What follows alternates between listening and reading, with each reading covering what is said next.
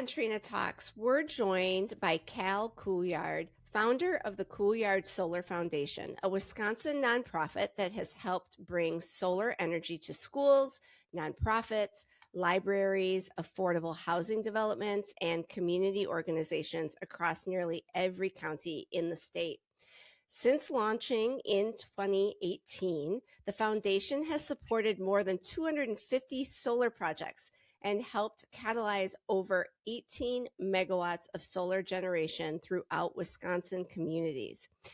We'll talk about the foundation's journey, its partnership with Habitat for Humanity, the role Trinasolar played in supporting local projects, and what Cal hopes the future of community solar looks like in Wisconsin. Cal, before we dive into the foundation itself, tell us a little bit about your background and what first sparked your interest in renewable energy and community impact in Wisconsin. Well, my background has been in manufacturing, and specifically my last business, we manufactured dead shaft aluminum idler rolls. So I worked a lot with aluminum, and there's a connection that there is an aluminum connection here.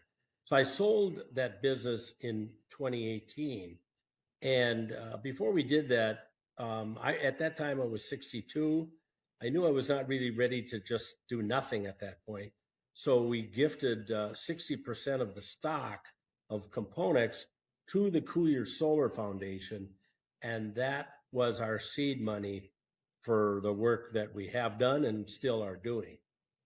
So I had been interested in renewable energy since the early 1970s, and the sale of the business allowed my wife and I to actually concentrate on the community support that we're able to impact via this charitable giving.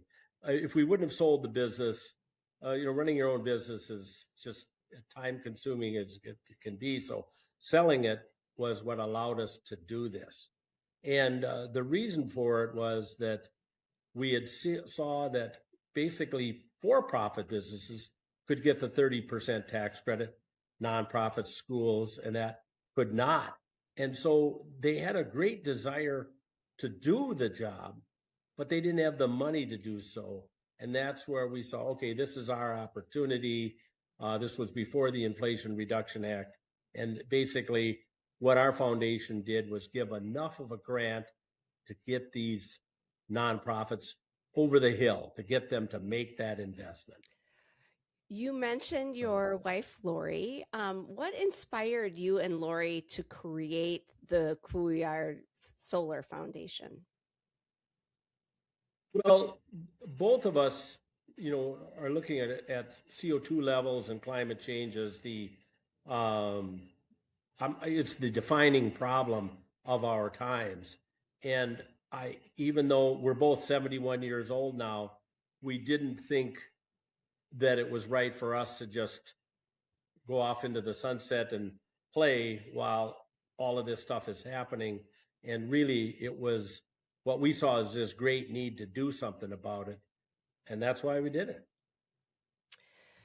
Well, when you first started the foundation, did you ever imagine that it would eventually impact communities across nearly the entire state? That's the thing. When you do something, we basically went from one business that had nothing to do pretty much with what we're doing now. And so we kind of just opened up the door and went through. And no, we did not know exactly what was going to happen. And but we are pleasantly surprised, probably, that so much has happened in Wisconsin. And we're just a tiny little foundation. So to think that something this small could have this kind of an impact, obviously it makes us very happy. And but no, we did not see coming what came. One thing that really stands out about Couillard Solar Foundation is how community-centered the projects are. Why was it important to focus on nonprofits and schools and libraries and affordable housing?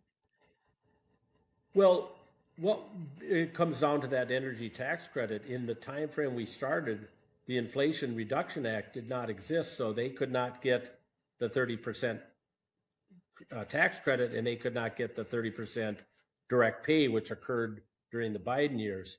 So when during the time frame that we started it, we knew that these entities really wanted to do it. Schools wanted to show people, they wanted to show their students that we could solve this problem. Nonprofits wanted to solve the CO2 and the fossil fuel problem. And so all of these entities that wanted to do something about it, the thing that was stopping them was the money. And so that was the opportunity. And, so that's really why we focused on those entities, because their desire to do the job. And then once you do that, you put it in one place, and then somebody sees that and somebody sees that, and it just keeps going from there.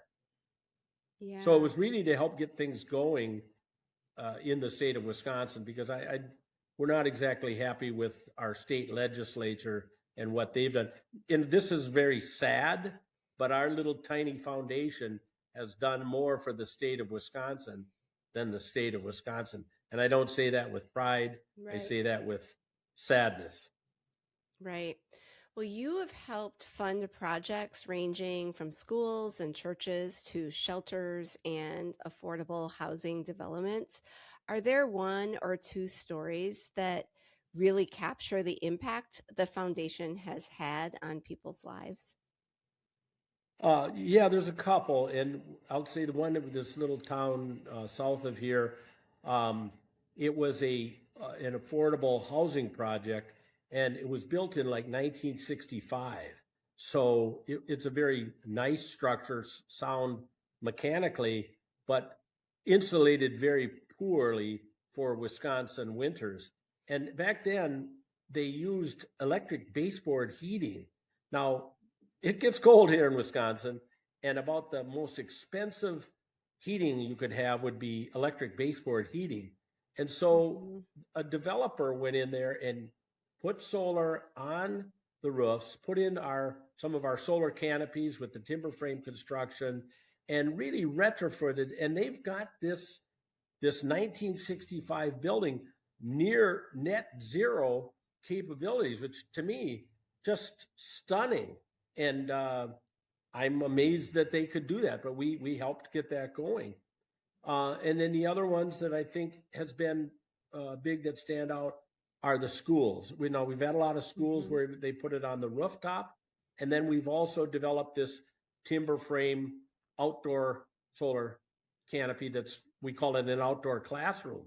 And so that is really something that stands out, because these kids can go underneath there and they look up and they see the solution right above them. So to me, the impact of those have been greater, because it really makes you see that solar can be both productive and beautiful at the same time. A lot of people look at solar and go, not in my backyard.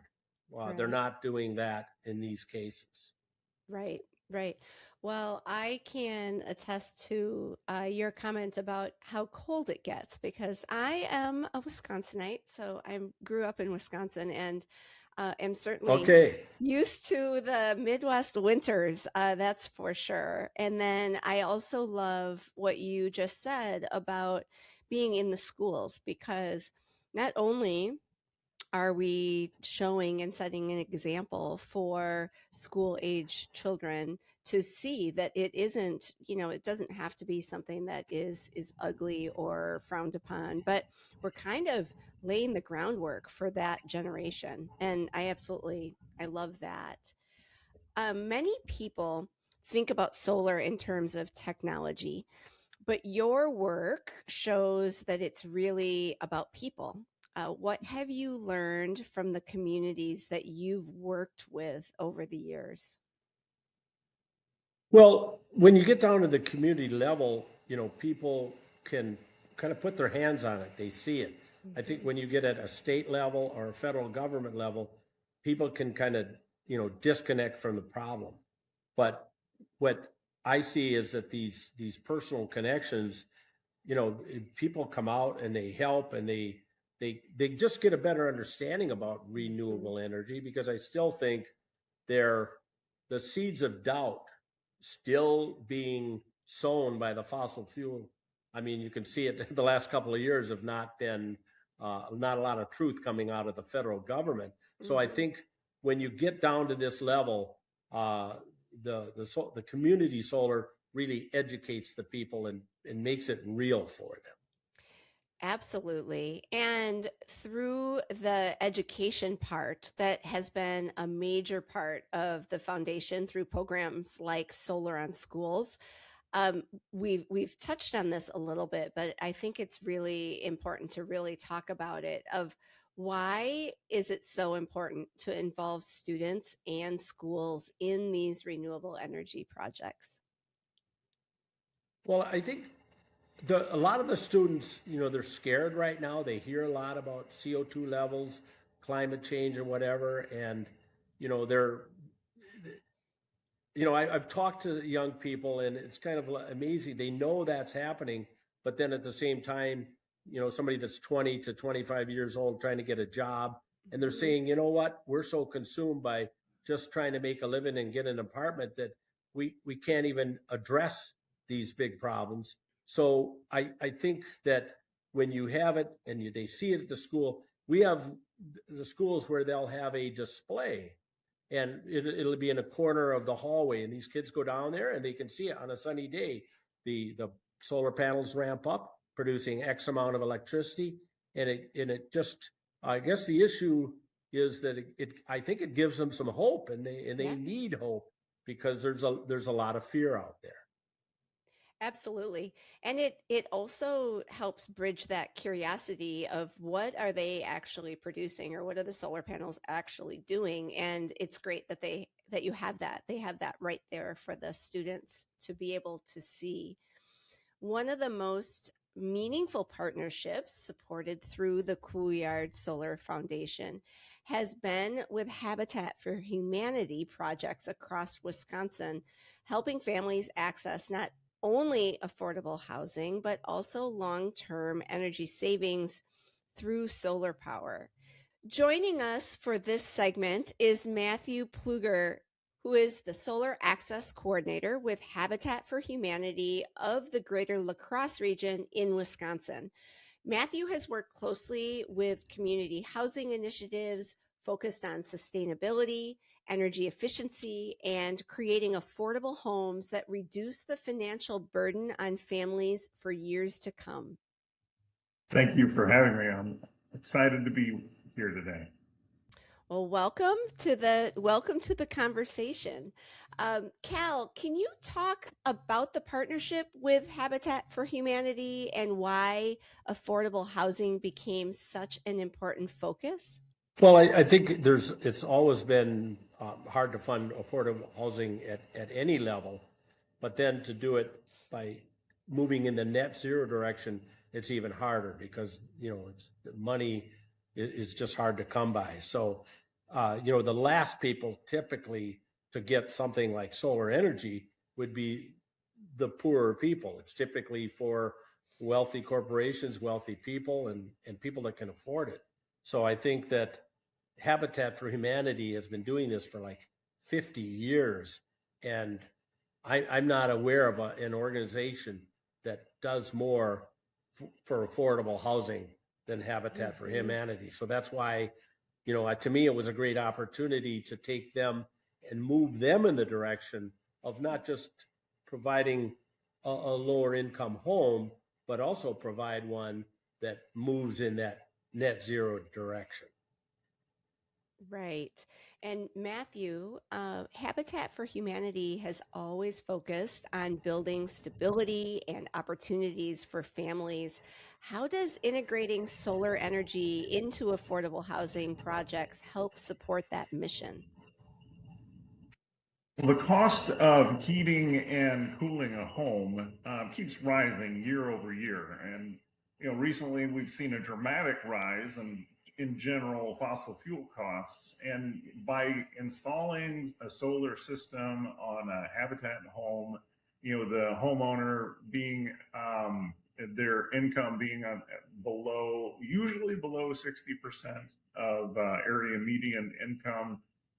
But by having the stable housing, and they're able to continue to build for the future. And if they can pay those energy bills and by keeping them low because of the solar being installed, they can just build that equity year over year, even quicker than they would have without. And from your perspective, what has made the partnership between Habitat for Humanity, the Couillard Solar Foundation, and Trinasolar so impactful across Wisconsin communities?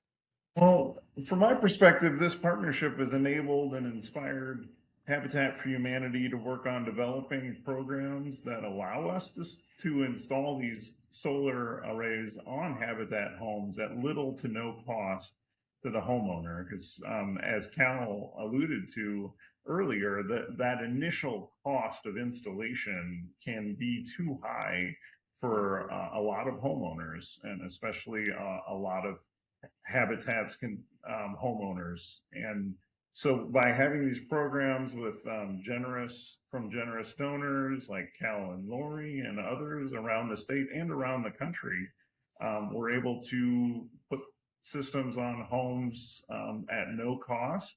So they come in and they may be paying as little as $0 for heating and cooling their home, which is just a fantastic gift to give these folks. And it just makes, like I said earlier, it's so much more viable for them to be able to build equity in their home. And when families move into a solar powered habitat home, what kind of feedback do you hear from homeowners about their experience and the long-term benefits? Well, I've only been with Habitat for 2 months. I was with the foundation up until then, but I asked around, like other folks that have been working with Habitat a lot longer, and they have been putting solar arrays on homes over the last several years. And they get feedback from these homeowners how grateful they are to be able to dramatically lower at least their utility bills in every month. And it just gives them a sense of security that I don't know about you. I've definitely been surprised by a utility bill that I've gotten after talking about cold winters, and you might have one of those Arctic blasts that come in, and sometimes they sit in the Midwest for 2 weeks. And then you get a bill in another 2 weeks, and you're like, "Oh my goodness, $250." Okay, Right. well, I guess the eating out budget is gone for the month, and that's a privileged position. That for someone that might be like actually struggling to put food on the table because of some of those bills. Well, I can imagine the overwhelming response is one of relief. And in that scenario that you just described, it is probably one of the top feelings, is just relief to not have that large change from month to month. Trina Solar recently donated more than 1,200 solar modules to support projects through the foundation, including Habitat for Humanity initiatives. What did that support mean for the Couillard Solar Foundation and the communities that you serve? Well, I think without it, we would not have been able to do the work with Habitat for Humanity. When we originally started our foundation, we mainly did schools and nonprofits, but we weren't doing anything with homeowners. And Habitat for Humanity came into play 4 or 5 years into it. And it was kind of right at about the time that Trina was donating these panels. And we could not have done it without those panels because we were just too small. I mean, our footprint was as big as it could be when this opportunity came along. And I can say unequivocally, without those panels, we would have not been able to partner with Habitat for Humanity, even though we wanted to. Wow. So. Wow. That's something. I just got chills in my arm from you saying that. The The Couillard Solar Foundation recently announced plans to gradually transition and wind down the operations over the next couple of years. How are you feeling as you reflect on the foundation's legacy? Well, probably my whole life I've always been focused on where I'm going, not where I was. Mhm. And so while looking at what we've done, I feel good that we've done that. I'm glad that our foundation can do that. But I think right now we're mainly focusing on how we can keep this movement going. But now moving beyond Cal and Lori Couillard, we're both 71 years old. And it's more important that we rally others to this cause and get others to help because, we wouldn't be able to do this forever.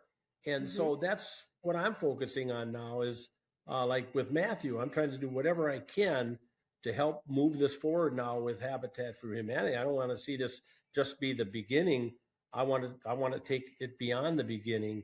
I'll give you an example. We're doing something at the Henry Violet Zoo right now in Madison, Wisconsin, Dane Mhm. County.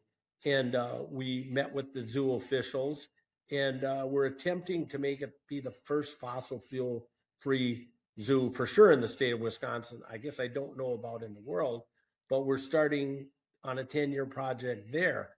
But again, the idea there is to reach out to other people like Cal and Lori Couillard, and get them to step up to the plate and help us do it because we Mhm. realized after all this time that for sure we can't do it alone. So it's not that we're quitting and not going to do anything.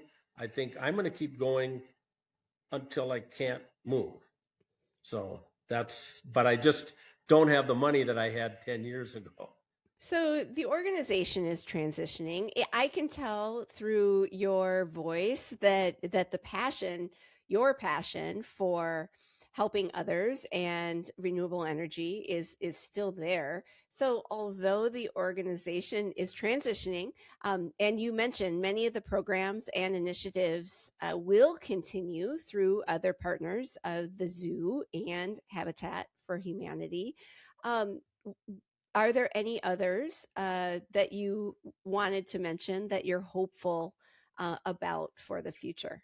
Well, I guess the thing I'm most hopeful about, I think, is that, the fossil fuel industry has been basically telling untrue things for about 35 years now, saying it's not a problem. And they continue to do so now. But even while they're doing that, it's clear that renewables just keep taking a bigger and larger share of the pie. And they are the best. They've moved from where they were more expensive to now it's the best value. So to me, we have to keep getting that word out. And I also think that we have to keep doing things at the level that we're doing, at least for the next couple of years. It doesn't look like we're going to get any help from the federal government. So that means that the rest of us, we have to keep doing this because the problem isn't going to go away. We have to make it go away. Exactly, exactly. If you could leave Wisconsin communities with one message about renewable energy and community action, what would it be?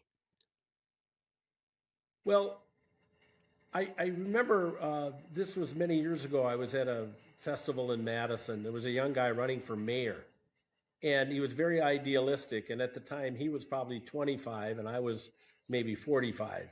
And I was thinking, there's no way you're going to win the election for mayor. He was going up against a guy that had been in there for 20 years. But one thing that he said to me at that time stuck with me for the rest of my life. And that was basically that the change that has to happen, it's not going to happen at the federal level. It's not going to happen at the state level. It's going to happen at the community level. And it hit me like a hammer at the time. I was like, I got that out of this young guy. And he, it's like, well, it's true. It's going to happen at the community level. So I think that's really my message is we have to do it. So we all have to step up to the plate The work still has to be done, and we have to do it, and we can do it. We have to do it, and we can do it. So, and we're going to do it at the community level. Cal, thank you for sharing the story behind the Couillard Solar Foundation and for the incredible work that you and Lori have done to help Wisconsin communities access clean energy. Your work shows that solar is about far more than technology. It's about lowering costs for families, supporting nonprofits, strengthening schools, and creating healthier, more resilient communities. And thank you as well, Matthew and Habitat for Humanity, for sharing how these projects are making a real difference for Wisconsin families every day. Well, thank you very much also. We really appreciate your time. We took a lot of it here, and it's helping all of us do what we're doing. Second that. Thank you very much. Thank you again to both of our guests today, Cal and Matthew. We really appreciate you taking the time to join us on Trina Talks. To learn more about the Couillard Solar Foundation and its impact across Wisconsin, visit couillardsolarfoundation.org. And thank you for joining me on another episode of Trina Talks. Be sure to subscribe and share this video with your project team. And until next time, may your LCOE be low, your efficiency high, and your systems optimized. I'm Melissa Cavanagh, and this is Trina Talks.